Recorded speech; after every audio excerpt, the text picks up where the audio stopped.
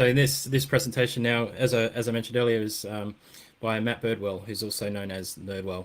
On Hello. Twitter, you can find him at the real Nerdwell. He's one of our Bugcrowd ambassadors as well, which is just really cool. So Matt's passionate about securing the internet and helping others achieve their InfoSec career goals. He has been building and breaking IT systems for 20 years and has experience in regulated industries like healthcare and public utilities. And as the video mentioned, this video is Insecurity through Obscurity. So over to you, Nerdwell. All right. Thank you. Oops. Let's go back to the beginning. Okay. So Insecurity through Obscurity. You got a basic idea of me. I will skip that. So basically what this talk is about is code obfuscation and minification and how that impacts the security of Android apps. I came across it basically through some actual applications that I was working on, and next thing I know, I was going down a rabbit hole and came across some interesting stuff and some very surprising stuff, and next thing I know, really some very wide scale potential new attack vectors. However, code obfuscation definitely poses a lot of problems for bug bounty hunters, of course, and developers. But for us, it provides some very interesting opportunities that we're going to talk about. And then we're also going to talk about how we can put this together with open source libraries and how we can still identify open source libraries even if there's obfuscation in play. So, of course, lots of people have done a lot of research. A lot of what I'm doing today will touch on like Java, insecure Java object deserialization. That's one of my favorite bugs. It's a really good way to get code execution, but there are definitely a lot of gotchas. And what I came across here was a way potentially to get by some of those gotchas. And there's also, this is a lot of words, but basically, I didn't find anything that's actually on point with what I was looking into. The closest I came to, other than the object deserialization, was some research about basically the impacts of code obfuscation and then some overviews of how it works and why we choose different ones and not others. So there is a wide range of audience experience today, I think. So it will probably help to just lay some real quick foundation. Of course, we have compiled languages and interpreted languages, where a compiled language is compiled at build time to executable code, and an interpreted language is compiled to an intermediate language, which is then converted to executable code at runtime. And this is especially important in the Android environment because it is basically running Java. I'm sure a lot of people would be like, no, it's not. I mean, there have been lawsuits over it, right? But for our intents and purposes, it's absolutely Java. And we're going to take advantage of that to the fullest extent possible. And object-oriented programming will play a big role. Obviously, Java is an object-oriented programming language, and object-oriented nature of the language creates some unique challenges for us and then also some opportunities. Another interesting aspect of Java, the Java runtime environment and the Android runtime environment is that the function name or method name is especially important when determining like how to branch to a particular set of code. So like if you call a function in some Java code, it basically looks up there's a series of things that it puts together, and it's the method signature, like the return type, the name, the parameters, and based on that, knows where to go. And that's actually going to play a very big role in what we're looking at here today. And then, of course, Java object deserialization and serialization.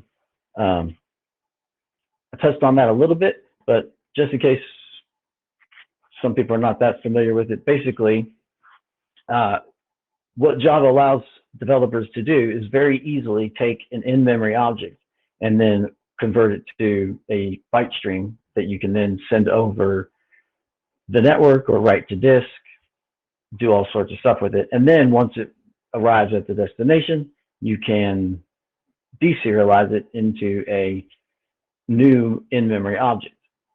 And as it turns out, there are a number of quote unquote magic methods that get called in that process. And that is generally where the insecurities arise in terms of object deserialization vulnerabilities. And obfuscation, and especially minimization, actually plays a big role in breaking this sometimes, which can have security related implications, and then also exposing the application potentially to attack vectors that frankly I don't think people are looking at right now. And I showed that original slide with the 3 pictures in terms of prior research. One of the big outcomes from basically the guy who kind of brought this to light, I think it was in 2015, Chris Rohoff, and he had a partner. Unfortunately, I can never remember his name, but Weissel Serial, I'm sure you guys are familiar with that. If not, definitely check it out on GitHub. It's very useful for coming up with a quick proof of concept.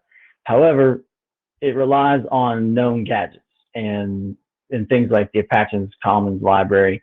There are a few that don't. One of my favorites is the URL DNS gadget, because it basically works on native Java or Android. Well, no, not Android. It works in native Java and does not require any third-party libraries. But it does not work in Android, which is a bummer, because actually Android relies on deserialization a whole lot. Like basically every time you want to send data, to any significant amount of data to another application through an intent, one of the most popular ways to do that is with parcels and bundles, which implement a special type of serialization.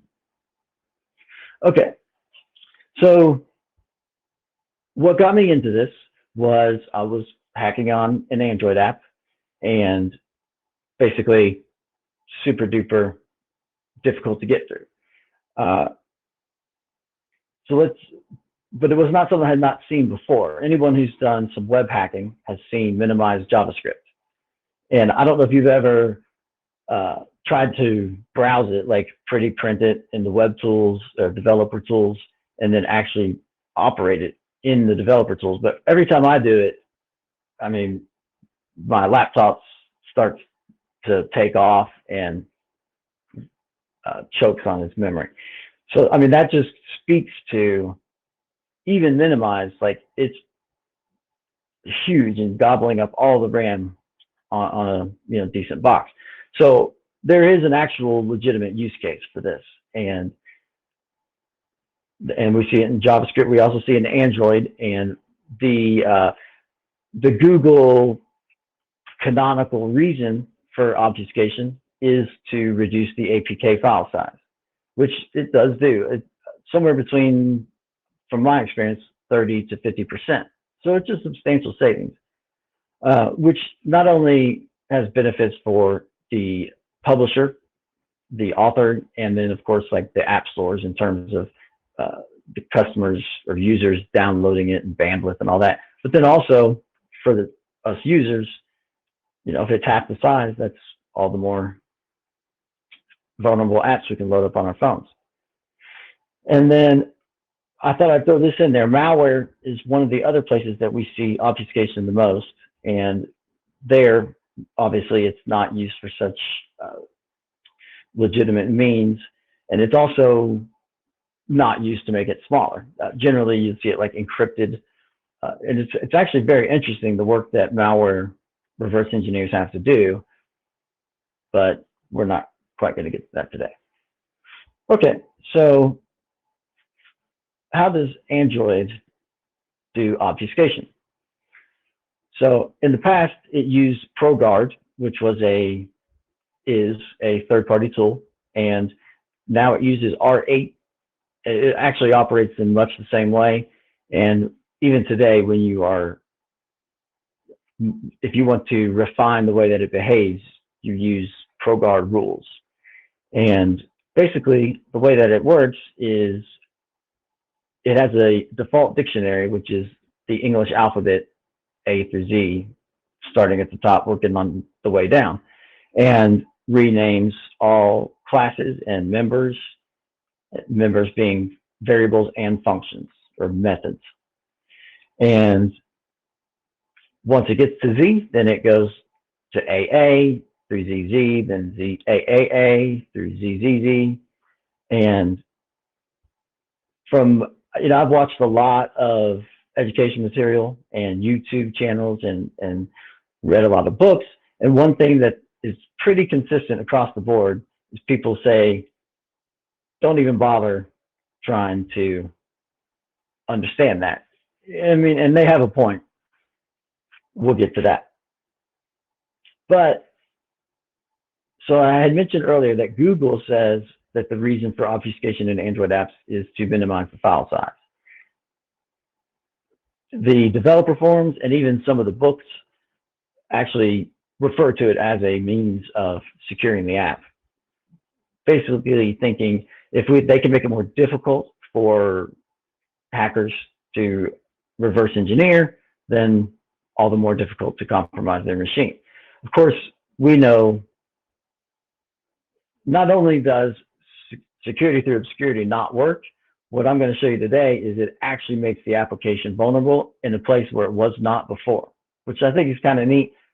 I don't know about you, I'm always finding myself up against this battle, and it's kind of neat to actually say, well,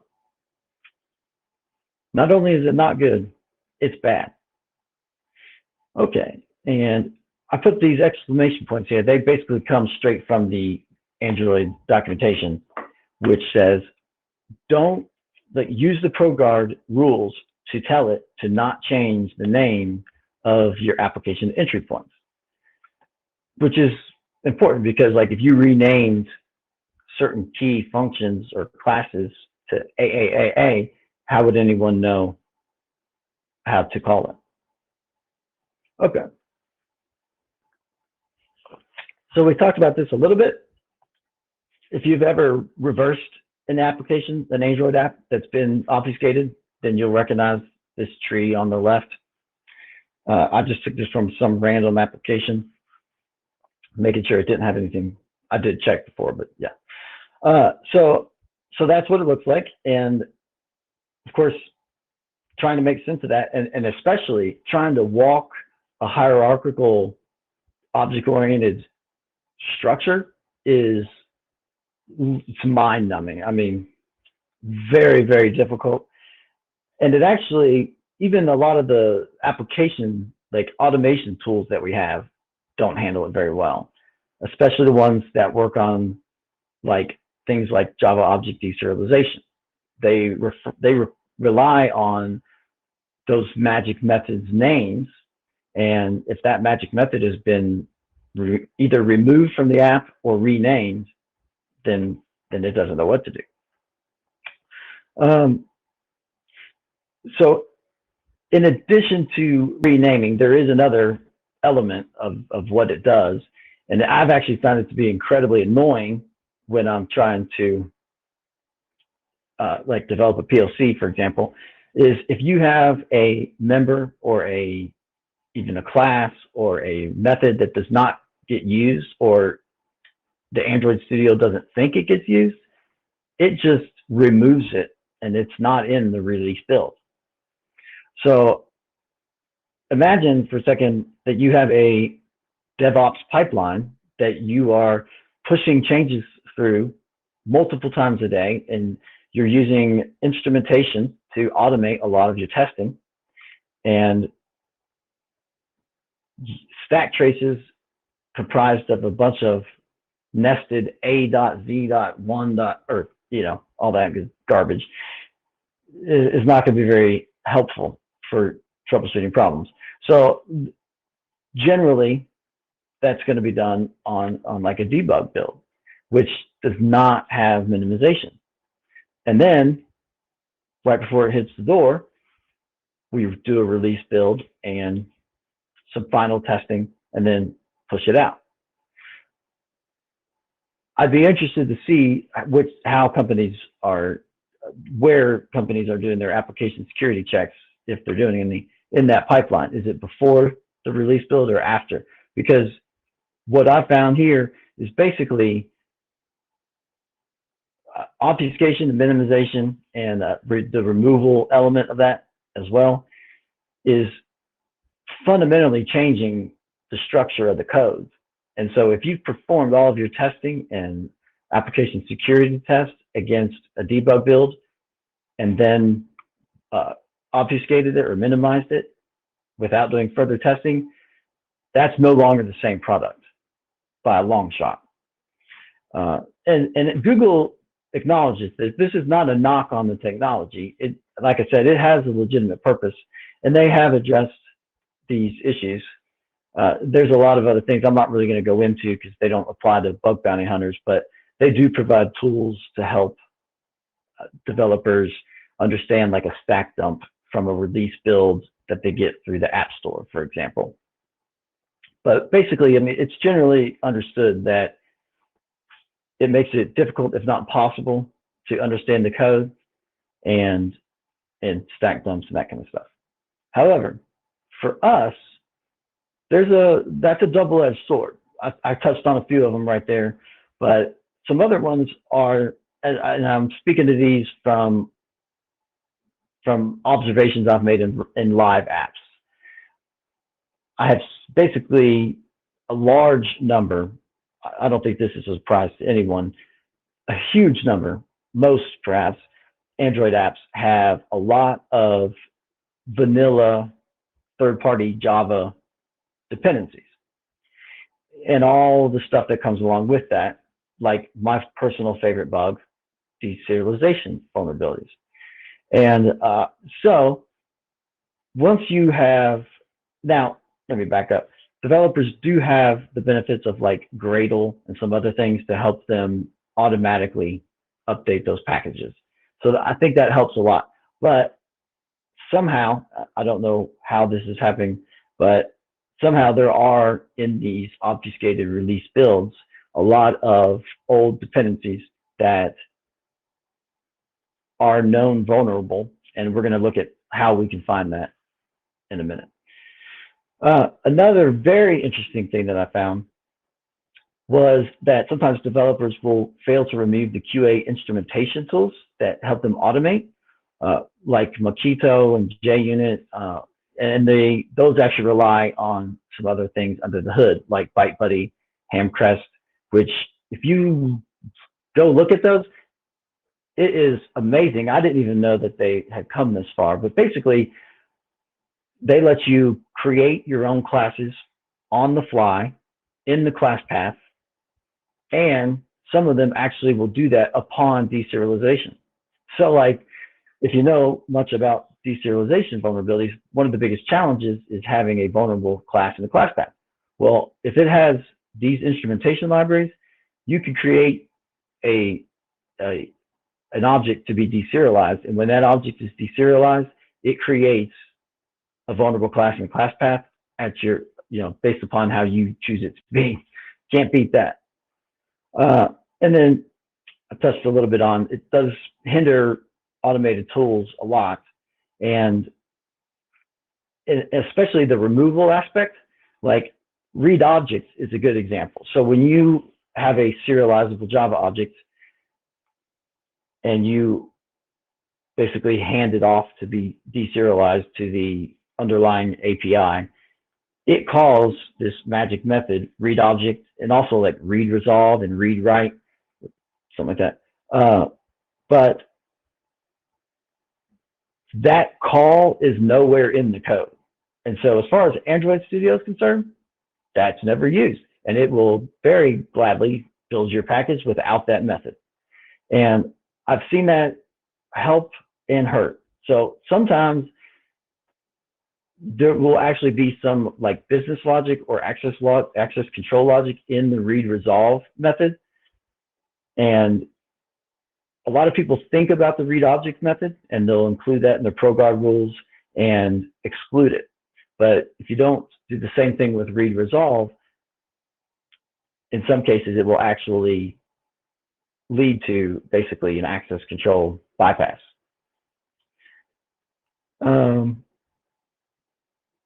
And then, so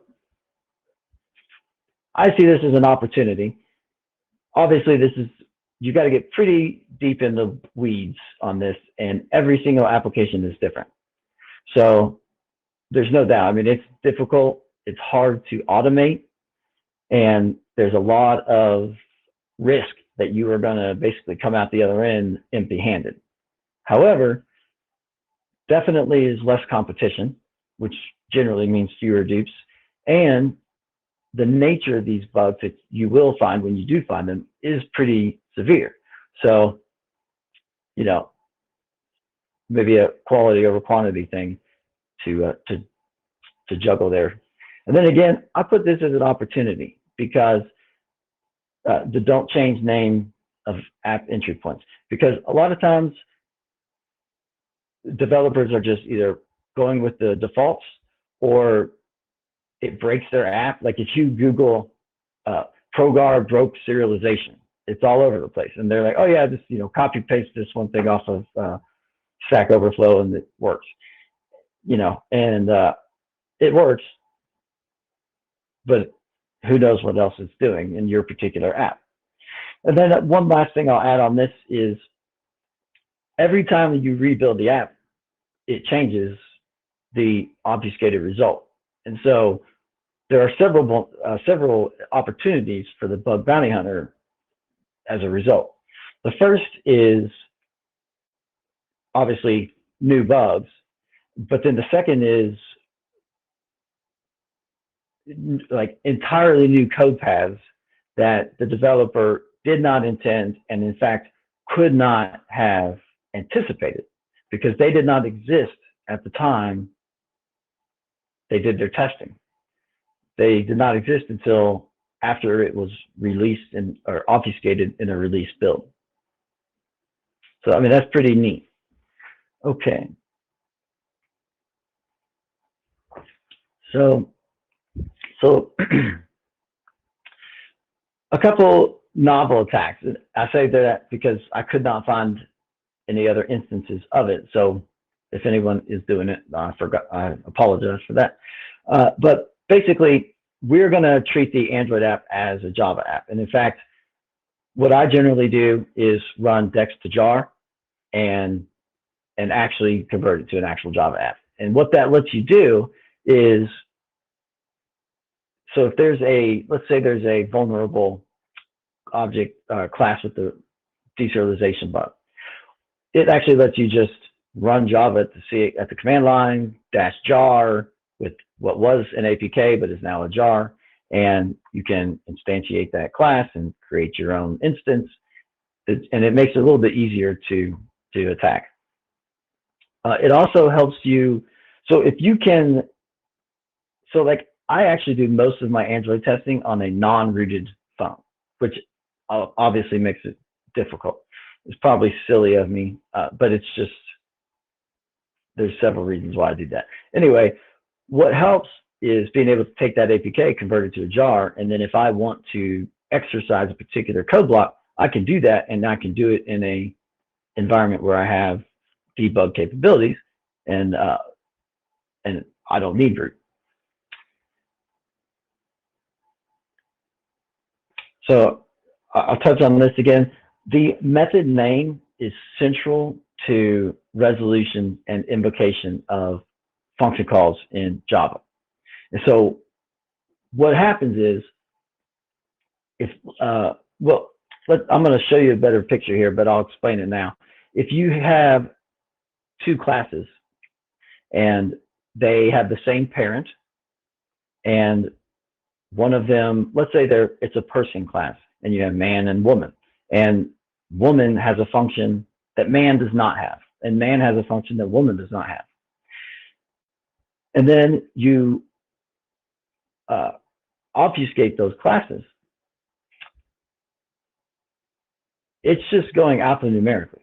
So the function that the woman had that the man didn't could become C. And then the function that the man had that the woman didn't also becomes C.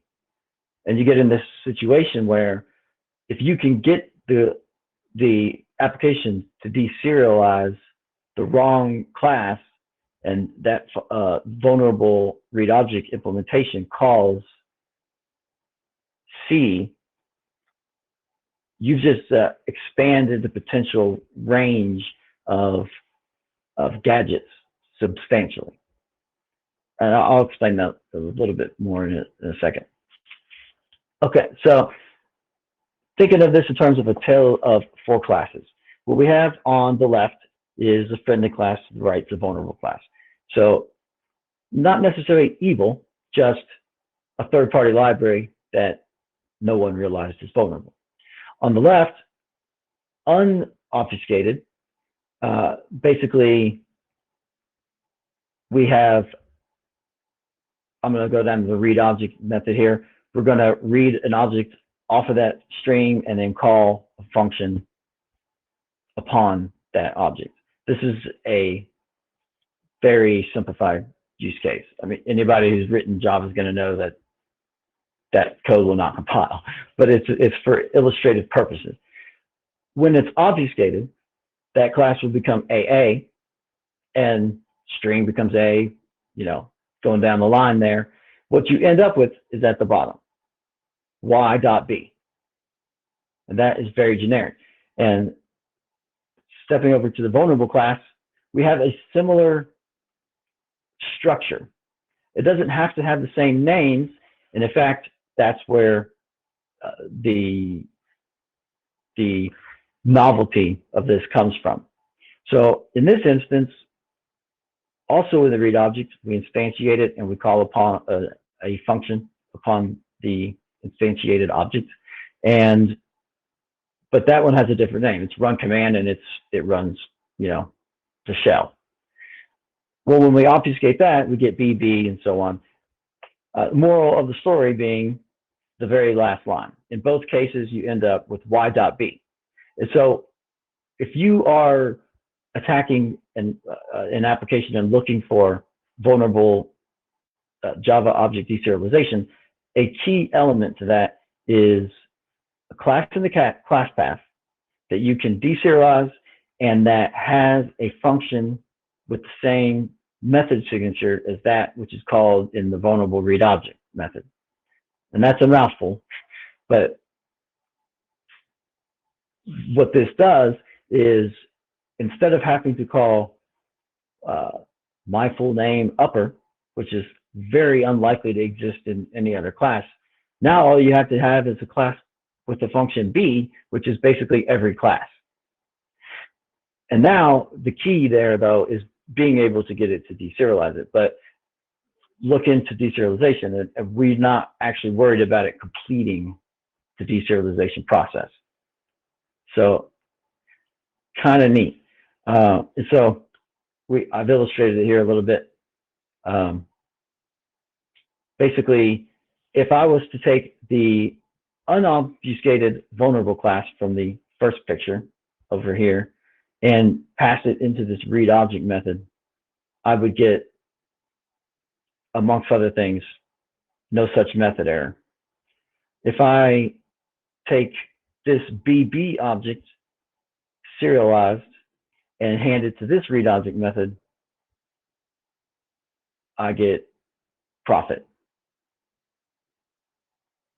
Okay, so with that, let me switch over here to, well, I think I need to change my window. Bear with me. Oh, here.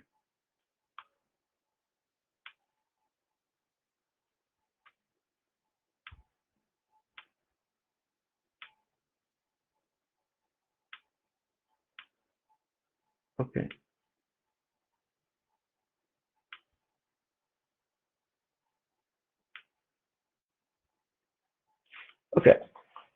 So this is a class that I did that on. And basically, we have, so, and this is where if you look it up or, you watch a YouTube video or some education material, they're like, yeah, I mean, it's you can't even make sense of it. And so they have a good point. I'm sitting here trying to think of how best to explain it to you. It's difficult. So basically, what we have is A is our parent. So, okay. Somewhere in here we have an abstract class. Let's go with F. F is our abstract. Yeah, okay. Okay, so basically in my source code, and this is just a real basic PLC, we have a root level abstract parent class, and it's got just some random function. It's not defined here other than the fact that it exists, so it has to be declared. It's declared here, not defined in the child. So D and E are two classes, basically like man and woman as I was describing before, that extend that abstract class and implement some unique behavior of their own. And what you end up with is, if you look here, so A comes from, well, they have their own A, and then they have A as is defined in the parent abstract class. And the key here is, if you look here, they have the same name, same parameters, same return type, meaning they're the same signature. And being from the same parent, you can craft a payload that will get D to deserialize E. And, well, I think it's the other way around, that they're vulnerable. I have to look. But that's the basic premise of it. And it's actually all over the place once you start looking at it. Once you start considering proxy classes and interfaces and stuff, it's very interesting. So if you look at some of the work from Matthias Kaiser in particular, he found a lot of the proxy gadgets that use invoker, handler, and he illustrates the gadget chain. And it highlights basically that having a function with the same name is essential. And that's one of the biggest hurdles to overcome. Well, this basically eliminates that for you. The difficulty becomes at this point just getting a class that you're going to be able to call that method on. And that's where proxy classes and reflection especially will help you. Which, let me switch back. Takes us on to our next slide.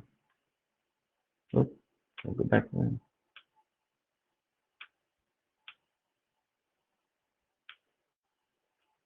Yeah, okay. Okay, so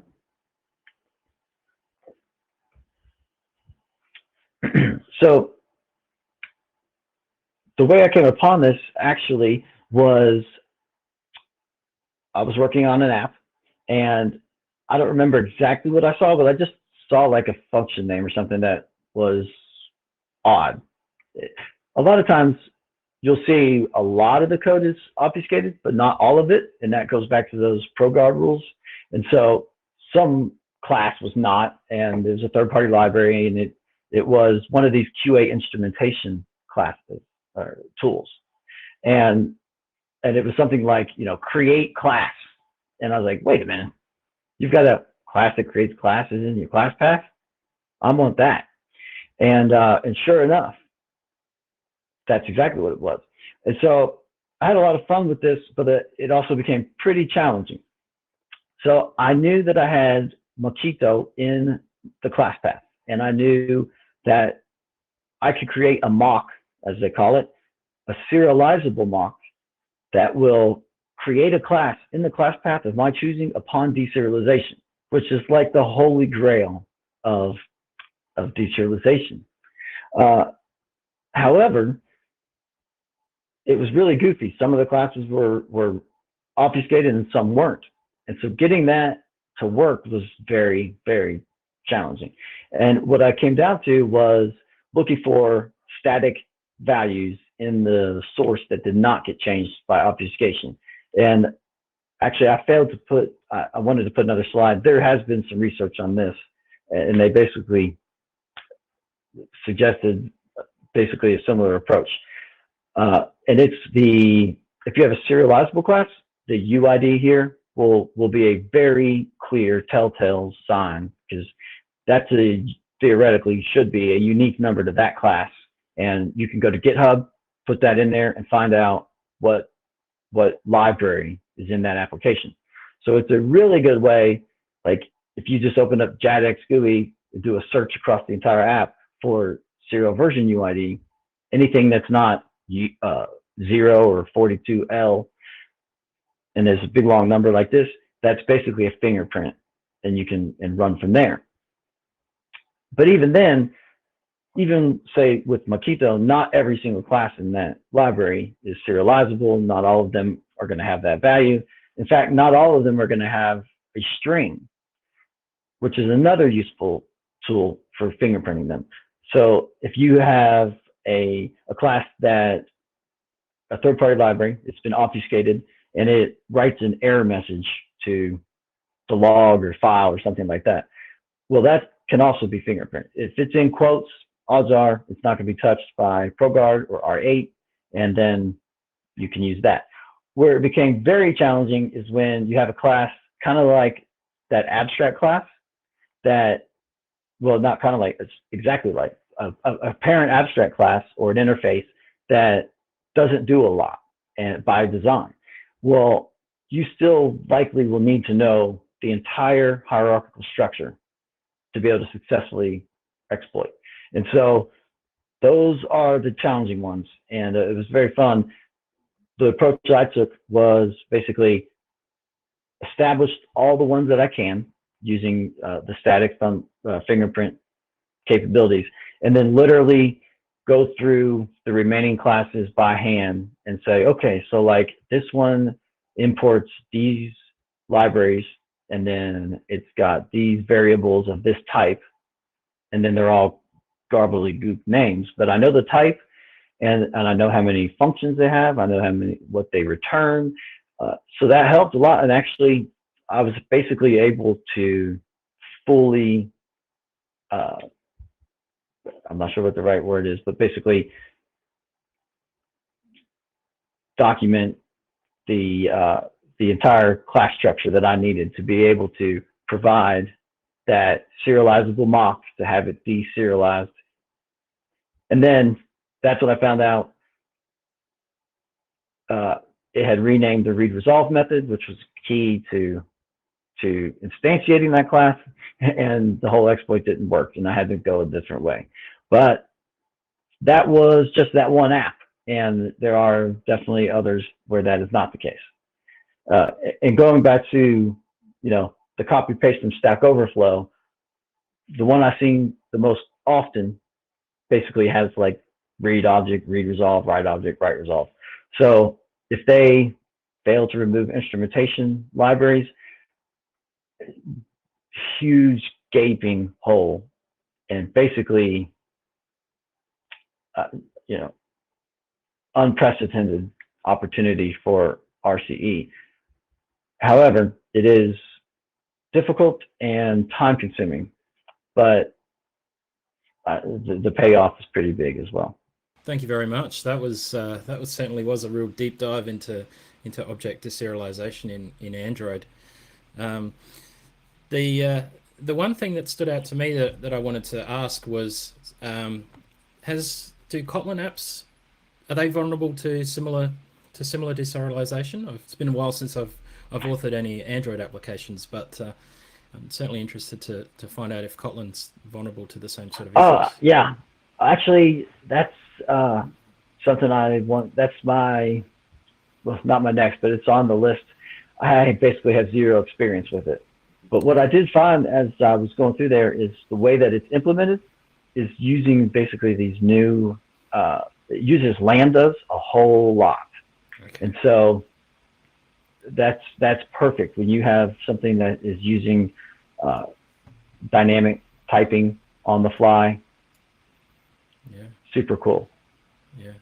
I think there's some opportunity there. Yeah, absolutely. Yeah, there's certainly a lot of research that can be done in the Kotlin area for sure.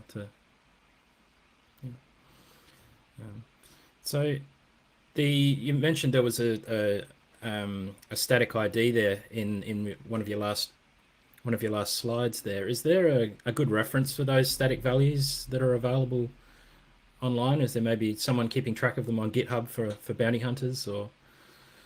I'm not sure. I don't think so, Yeah. but there could be. There was definitely some research done.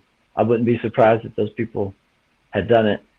What I did was actually just plug it into the search at the top right, and like 8 times out of 10, it would tell me, like, bam, there it is.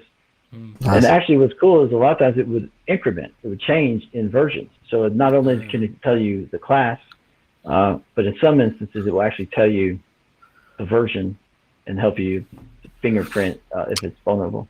Yeah. Are there is there any tooling to comparatively fuzz that, so you can take the GitHub version of a tool and comparatively fuzz the method and class names? Not that I know of, but that would be The a thing. really cool project. There we go. Yeah. Someone watching this can go and run with that. That'd be a good, useful project. Put machine learning on it. Yeah, very true. Very true, actually. Might be able to fuzz it. Seems to be a theme kind of bubbling up out of this level up. Yeah, and I guess we're starting another startup, right? And beyond that as well, you mentioned not renaming certain entry points. 2 questions off that. Could you fuzz that? Which it sounds like you could. And is there any known reference points for those beyond entry points, anything else you just shouldn't rename when you're exploring with this? That's a good question, actually. I meant to mention, I think developers don't consider read object actually is an entry point into your application. And so it's easy to forget that and all the other ones. And if you're using, JAXB or the XML deserializer, all of those are places where data can become, cross into the control plane. And I would say, yeah, that's good. Yeah, it was an interesting talk. Right? What are the current projects you're kind of looking at beyond? So with the theory and everything you've kind of presented there, what's the area of this that you're kind of diving into most at the moment? Well, actually, I guess the Kotlin is the thing I ended up spending the most time on, just because. I mean, the problem with this is that it's incredibly tedious and time consuming, and next thing you know, you're like, your head's spinning. So don't make a lot of progress on that one, but it's something I kind of come back to every once in a while. I have an idea that like you could basically hit all the Google App Store, the Play Store apps. And, yeah. So these techniques for deserialization, do they apply at all to iOS applications, or is it a completely different world? Or is there anything we can take away for people to only look at iOS, perhaps? I'm not sure. I mean, I've done a little bit in iOS, but just because it's a black box, and I don't know. So last I played with it, like you couldn't really get to the source code. It was like signed and encrypted, and that's basically when I stopped. So I mean, if it's using Java, absolutely. Yeah, for sure. I mean, all of these apply to Java apps as well. And ProGuard is not only an Android thing. It's actually, I think it came from the Java world. Yeah, just on the you're talking about your projects and it being time consuming. It's another question that we've had come in from Discord. Is there any parts of your analysis that you typically automate? If you were giving automation tips to seasoned or even new Android hackers, what would they be? So I do automate when I can. I did not in this I was just trying to think of how I could. There's probably some ways, but I basically did it manually. But I actually participated in the in like the DARPA Cyber Grand Challenge a while back. Nice. So like, I mean, you didn't see my name. I didn't go to Black Hat or DEFCON, so I obviously didn't do that good. But just the learning experience was amazing, and so I did kind of work on a bunch of tools, not really tools, but I do a lot of like IDA scripting, and I guess on that, beyond like Android Studio and IDA, what's your toolkit consist of? That's in the public realm that people could kind of go and have a look at. Yeah, so actually, mostly I was using Middle Proxy for like all my web application testing, and actually I didn't really switch over until to Burp, so I needed like to produce some Burp logs in a particular format. And I mean, I've used Burp before, but I like I was just familiar with Middle Proxy, but now I don't ever use it anymore. So I mean, it's nice to have a cool GUI. And then IDA, I mean, I get the pro version of that. It's worth every penny. Yeah. If you've got the access to it, it's Have you played around with Gydra at all? No, a little bit. I played with that in Radari, and steep learning curve, I guess. I was familiar with IDA, so I would definitely like to, because I mean, if it's as good and it's free, right? it's an Yeah, exactly. That's the reason I asked, because obviously IDA Pro, and it's the same with a lot of these static analysis tools. You spend years building out your own particular workflows on top of them. It's not easy to just kind of rip and replace it off to something else. But for folks that don't have access to a commercial license of IDA, or a commercial instance of it, and they don't want to go down the shady BitTorrent route, Gydra is a legit option. That's what I've heard. And then you can do like ARM, I guess, and x64, and there's a lot of architecture compatibility built into it. This is from what I haven't frankly played around a ton with it myself, but I think when it was first released, there was that initial, this is an NSA thing, and I'm a bit freaked out kind of reaction that everyone had. And since then, it's turned into, this is actually a pretty great tool. Yeah. So they certainly have the resources. Yeah, true. Taking it back to Android for a moment. So if somebody was watching the presentation and wanted to get a start with looking at deserialization in Android, what's a fairly simple path they could follow to do that? So right now, actually, unfortunately, there are no, to my knowledge, like public gadgets that work in Android. So like in a web app or any other Java environment, you would go get WISO serial. Actually, I kind of went deep on the URL DNS gadget to find out why it does not work in Android, and it's like this one tiny little change, but it's enough to make it not work. So the downside is for deserialization in Android is it's pretty much a one-off per application thing. But that's also the upside, because that's the kind of thing that automated tools don't find, developers don't, or application security engineers a lot of times won't find. And, they can generally be quite impactful. That's good. So, I guess the last touch, what you've got and what's out there beyond the two kind of fuzzing little startups we quickly spun out. What's your dream tool in this space that you'd love to see? If someone was watching this and like, I just want to poke and build something, what's the one thing you wish you could have in your toolkit? Oh man, I tell you, I think for me it would be something that can reliably emulate like router and IoT firmware, that has NVRAM, that you don't have to auto, like, I can always get it to go until it needs to hit that, and then I have to go like compile my own NVRAM.so, so that would be cool.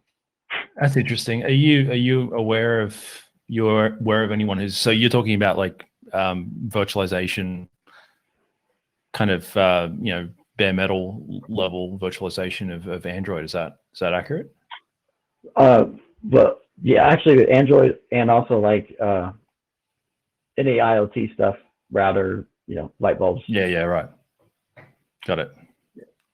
So I actually started playing around with, I got a Raspberry Pi and a BeagleBone Black. So I was able to do some of that and, actually just run the firmware on it. But there's still some use cases where being able to run it in QEMU would be helpful. Yeah. And still a very manual process. There's a lot of good tools. Yeah, no, for sure. I was just checking in because I know of an organization that's working on that. I don't think they've released it yet, but when cool. they do, we'll make a bit of a to do about that, because it's a common thing. I mean, it's access to hardware, all the variations of different hardware that exist out there. It applies to like major IoT, like automotive hacking, all sorts of other stuff as well. So the idea of simplifying that and making it available as a platform is a pretty neat thing. Yeah, and like being in the critical infrastructure space, there's a lot of stuff that we can't really probably test because it can get physical. You could virtualize we'll talk it. about, I imagine, too, right? It's that would be awesome. We got one more question that came in from Discord from Fat Fred. Will you be my sensei? Nerdwell. Well, I think I know Fat Fred. I'll be yours if you'll be mine. Oh, there you go. Mutual sensei. It's all happening at Level Up. Now, look, as we wrap up, mate, I really appreciate the you going through all of that. Is there any kind of parting comments you want to make to the viewers? Just have fun, stay positive. Hack for fun, and hack the planet. Hack the planet. Okay. Awesome.